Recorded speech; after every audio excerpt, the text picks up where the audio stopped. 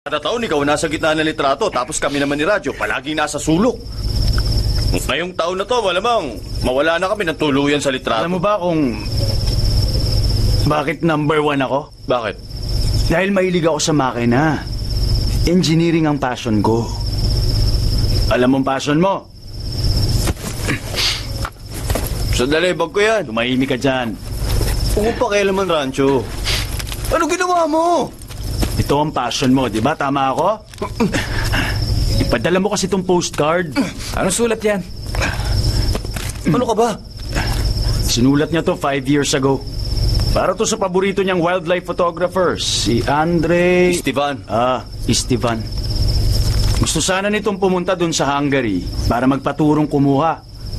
Pero dahil sa laki ng takot niya sa papa niya, hindi niya na ito pinadala. Mag-quit ka na sa engineering. Maging wildlife photographer ka na lang. Sundin mo yung puso mo, may tali.